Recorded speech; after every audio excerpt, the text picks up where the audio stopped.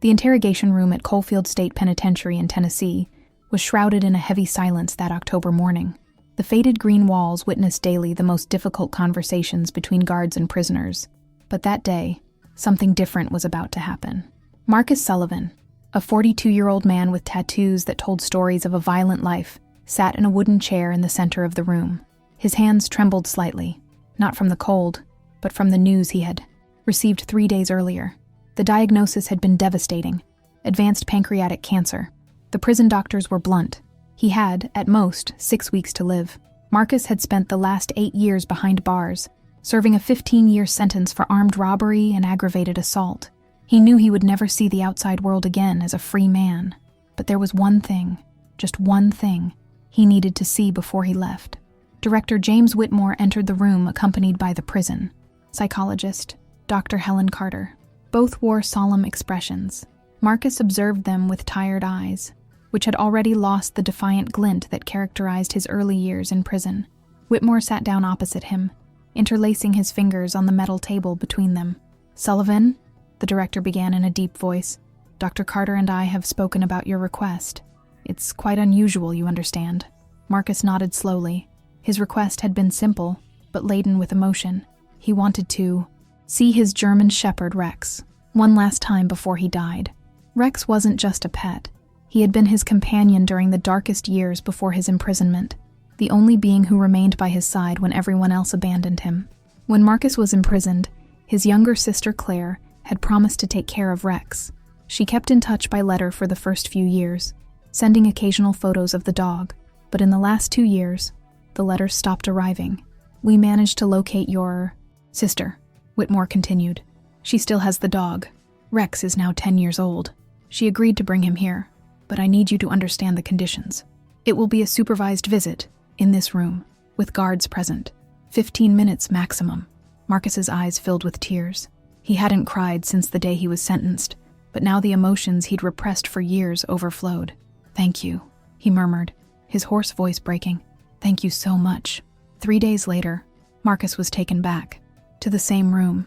He had asked to shower and put on the cleanest orange uniform he had. His heart raced as he waited.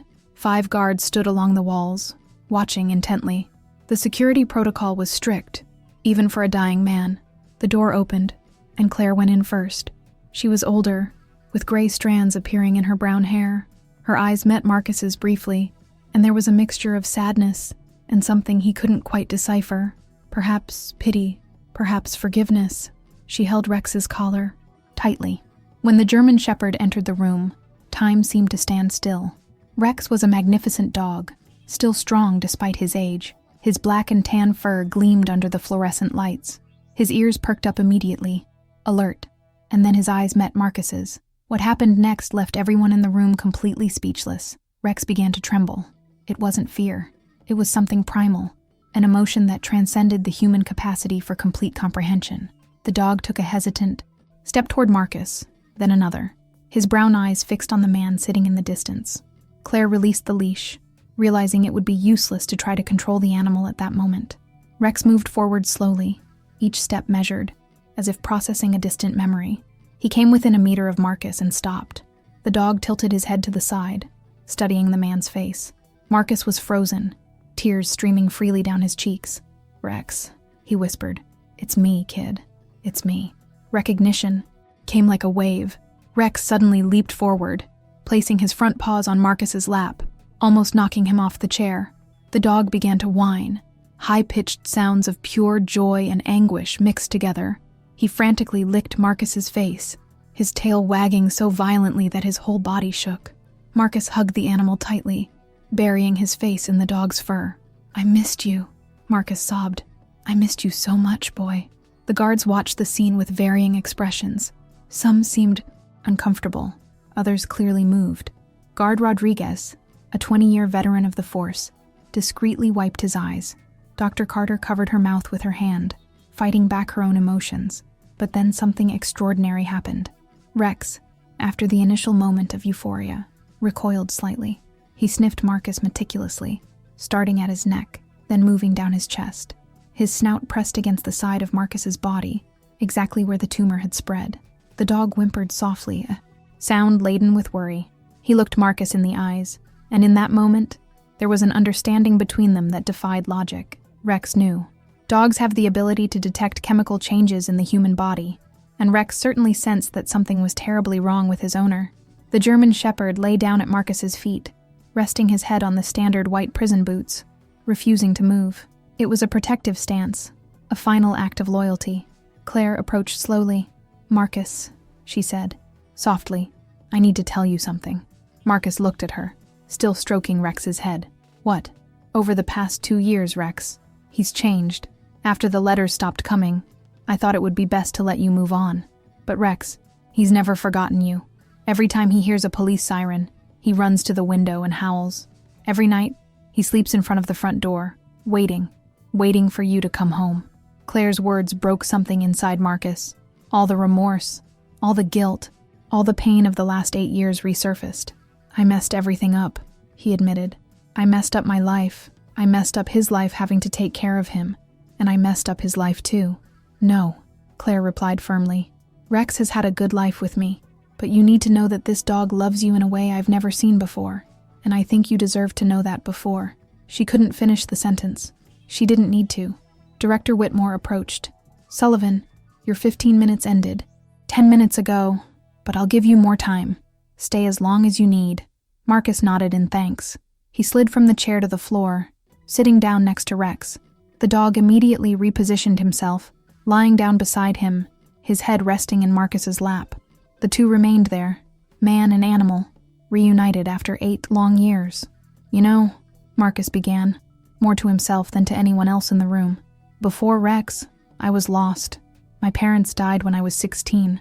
I joined a gang at 17. I spent the next few years doing things I'm ashamed of. But then I found this abandoned dog in an alley. He was maybe 6 months old, all dirty and hungry. I took him home, and for the first time in years, I felt like I had a purpose. Someone depended on me." He paused, stroking Rex's ears. "But I kept making bad choices. I kept living that life.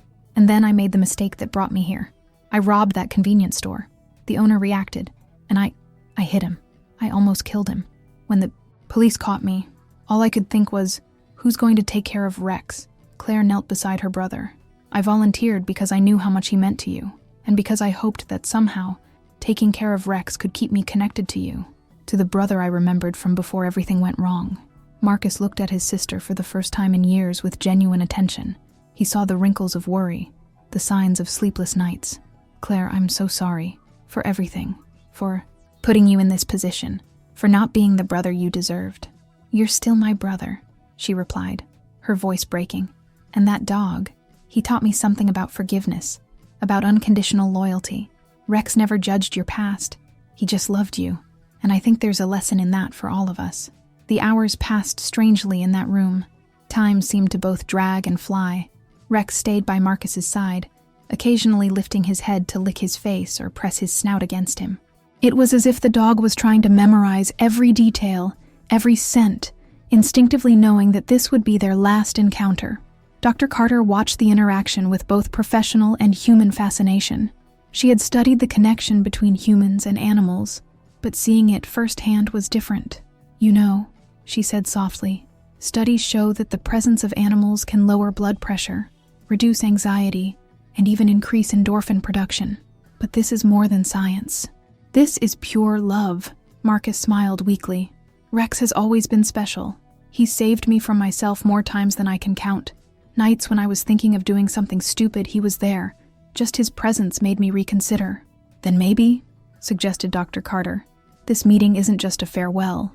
Maybe it's Rex saving you once again, giving you peace." Those words resonated deeply within Marcus.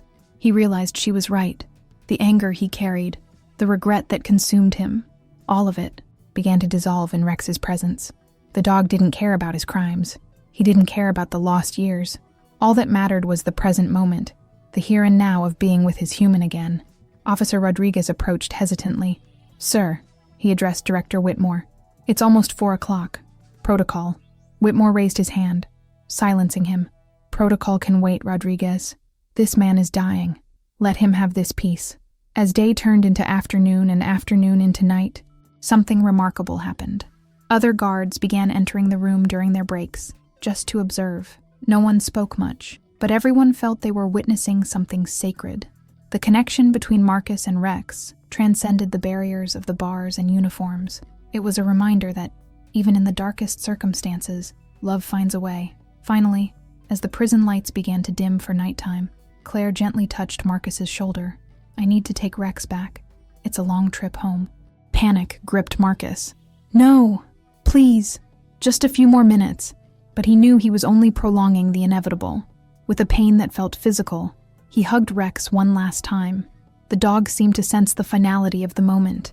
He whimpered softly, a heartbreaking sound that echoed through the room.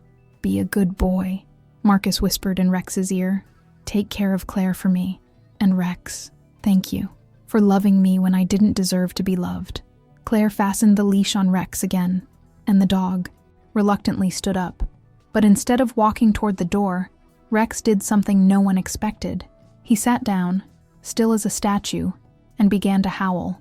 It wasn't the howl of a wild animal, but a deep, melancholy lament that seemed to come from some ancient place in his soul. The hairs on everyone's arms in the room stood on end. It was a sound of pure sadness, of loss, of a breaking heart. Rex was grieving, right there, lamenting the loss of his companion while he was still alive. Claire tried to gently pull him away, but the dog wouldn't move. Marcus could no longer hold back his tears. He fell to his knees on the floor. "Go on, boy. Please, don't make this any harder."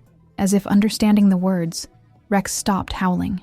He walked slowly to Marcus one last time, pressed his snout against the man's face in an almost human gesture of consolation, and then turned.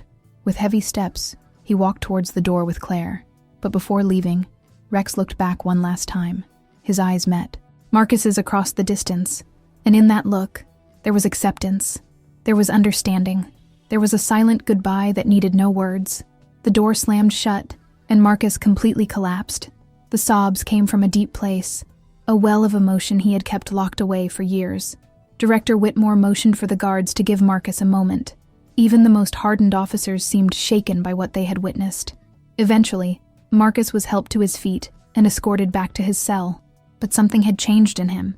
The peace that Dr. Carter had mentioned truly seemed to have found him. In the following weeks, as his condition deteriorated, Marcus frequently spoke about that day, to other prisoners, to guards, to anyone who would listen. "Rex taught me," he said, "that true love has no conditions. It doesn't judge. It doesn't hold grudges. It just loves. And if a dog can forgive me, can love me despite everything, then maybe there's hope for all of us." Her story spread throughout the prison. Men hardened by years of violence and regret began to speak of their own losses, their own connections they had left behind.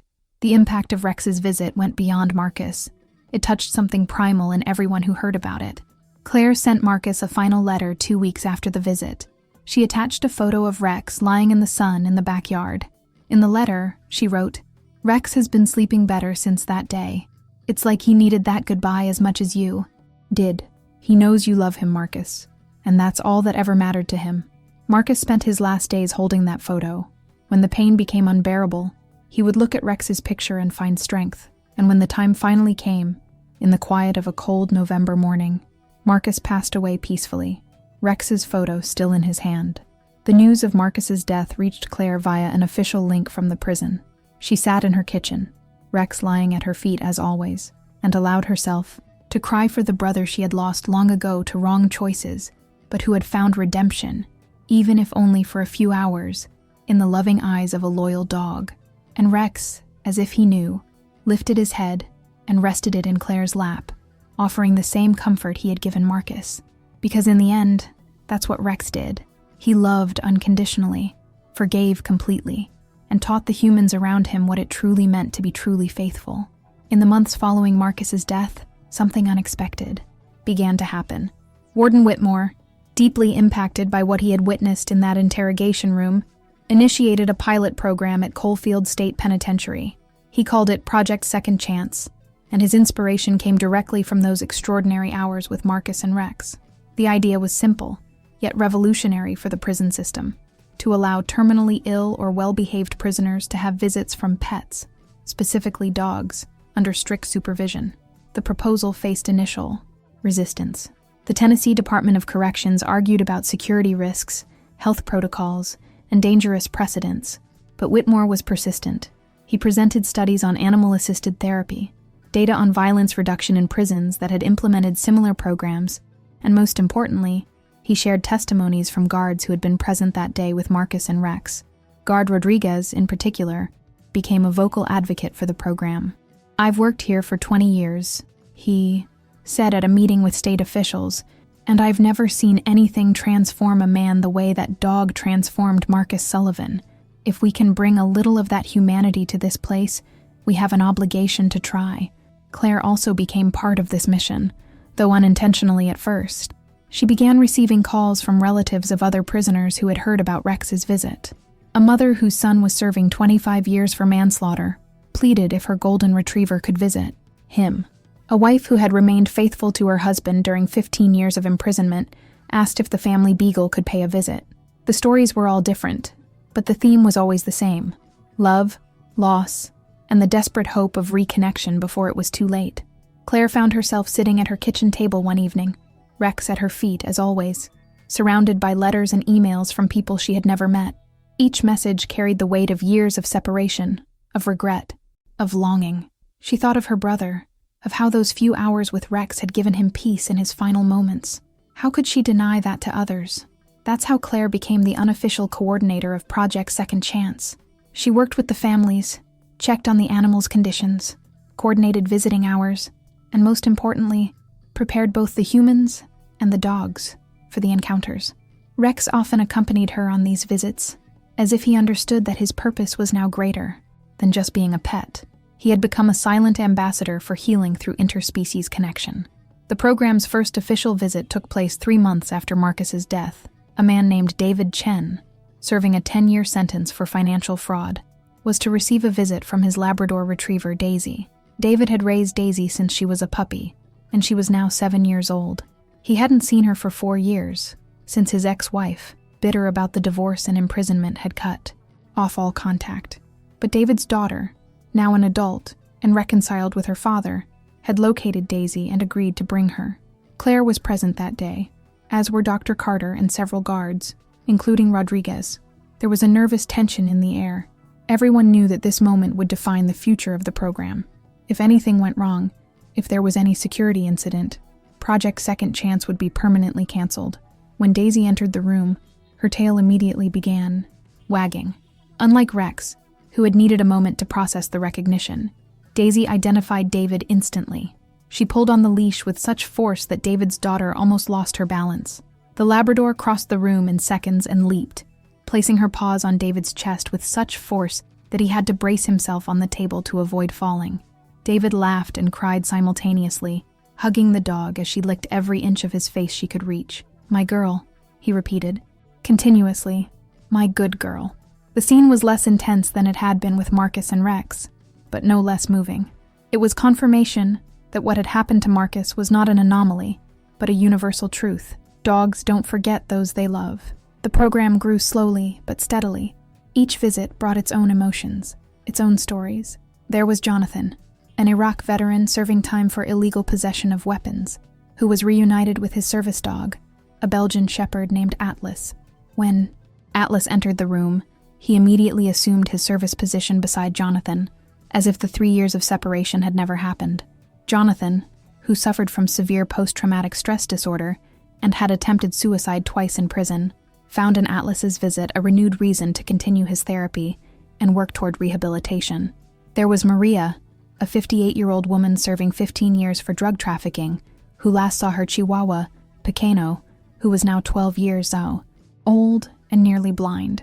Pequeno couldn't see her clearly, but he recognized her scent immediately and trembled with pure emotion as Maria held him against her chest, whispering apologies in Spanish for all the bad choices that had led her to abandon him. Each story was a window into the complexity of the human experience. These weren't just criminals, they were people who had made terrible mistakes, yes, but who were also capable of loving and being loved. The dogs didn't see the crimes, didn't read the sentences, didn't judge the actions. They simply recognized their humans and loved them unconditionally. Dr. Carter began documenting the psychological effects of the program. She discovered that prisoners who participated in animal visits showed a significant reduction in symptoms of depression and anxiety. Many reported sleeping better, having fewer suicidal thoughts, and demonstrating a greater willingness to participate in rehabilitation programs. Guards noted a decrease in aggressive behavior and improved overall cooperation. The prison environment, while still a prison, seemed to have imperceptibly softened, but it was Rex who remained the heart of the program. Now 11 years old, the German Shepherd had developed a sort of sixth sense for people who were suffering. Claire began bringing him to group therapy sessions that Dr. Carter conducted in the prison. Rex would wander around the room, laying his head in the laps of hardened men who had never cried in front of others, but who now allowed tears to fall silently onto the dog's fur. One prisoner in particular, a man named Thomas Reeves, had been especially touched by Rex. Thomas was serving a life sentence for second-degree murder. He had killed a man in a bar fight 20 years earlier, when he was only 22 years old. Thomas had never had pets, had never experienced that kind of connection. But when Rex lay beside him during a therapy session, something inside Thomas broke, and then rebuilt itself. "I spent 20 years believing I was a monster," Thomas shared with the group, his large, calloused hand gently stroking Rex's ears. "That I didn't deserve kindness or love. But this dog, he doesn't know my past, and yet he offers me comfort. If an animal can see something worthwhile in me, maybe I can find a way to be more than the worst moment of my life." These words resonated deeply with Claire. She thought of Marcus, of how he had said something similar that last day. Rex had the gift of reflecting back to people, not who they had been in their worst moments, but who they could still be. It was an extraordinary gift, and Claire felt a profound responsibility to honor her brother's memory by continuing this work. 2 years after Marcus's death, the Second Chance Project had expanded to 3 other prisons in Tennessee, and was being considered as a model for other states. Claire had left her full-time job to dedicate herself to the program, supported by donations and a small state grant. Rex, now 12 years old and showing signs of arthritis, still accompanied her whenever possible, although less frequently to protect his health. It was during one of these visits that something remarkable happened. Claire and Rex were visiting Coalfield State Penitentiary for a special session marking the program's 2nd anniversary. Warden Whitmore had organized an event where prisoners who had participated in the program would share their experiences with new participants. The room was packed, with over 30 men seated in a circle. Rex, as was his custom, circled slowly among the men, offering his silent presence. But when he came near a young prisoner sitting in the corner, a man of perhaps 25 with tears silently streaming down his face, Rex stopped. He studied the young man for a long moment, then did something that left everyone in the room silent. Rex sat directly in front of the young man, raised his right paw, and gently placed it on the man's knee. It was the same gesture he had made with Marcus that last day, a gesture of connection and comfort. The young man, whose name was Aaron, sobbed openly. "I killed a man in a robbery," he confessed to the room, his voice breaking. "And all I can think about is his dog. The man had a dog, and I saw the dog through the window as I ran away. And I think every day about how that dog must be waiting for an owner who will never come home again, because of me." The room fell into absolute silence. It was a raw and painful confession, but Rex didn't move. He kept his paw on Aaron's knee, his brown eyes fixed on the young man's face. And in that moment, Aaron found something he had been searching for since he was imprisoned. Not absolution, because some actions cannot be undone, but acceptance of his humanity despite his mistakes. Claire watched with tears in her eyes. She realized that Marcus's legacy wasn't just about a man and his cub. It was about the capacity for transformation, about finding redemption, not through forgetting the past, but through recognizing that even in the depths of human error, there is the possibility of growth, of change, of becoming something better. When the session ended and Claire was preparing to take Rex home, Director Whitmore pulled her aside. "You know," he said, "when your brother asked to see Rex, I almost said no. It seemed too complicated, too risky, but something made me change my mind. And now, looking at everything this program has become, all the lives it has touched, I realize it was the best decision I've ever made in 30 years working in the prison system." Claire smiled, stroking Rex's graying head. Marcus would say it wasn't his decision. It was Rex's. He always had a way of making people make the right decisions. That evening at home, Claire sat on her sofa with Rex lying beside her. The dog was visibly tired after the long day, but there was contentment in his eyes. She picked up the framed photo of Marcus that she kept on the coffee table. It was an old photo, from before his imprisonment, showing Marcus and Rex in a park, both smiling at the camera. It seemed to belong to a different life, to a different person. "You fulfilled your purpose, boy," Claire said softly to Rex. "You saved Marcus when he needed it most, and now you're saving so many others. I think you can rest now." As if understanding, Rex sighed deeply and closed his eyes.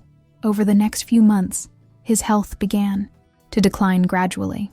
He had lived a good, long life, and at 13, on a quiet spring morning, Rex fell asleep for the last time, lying in his favorite spot under the sun in Claire's backyard.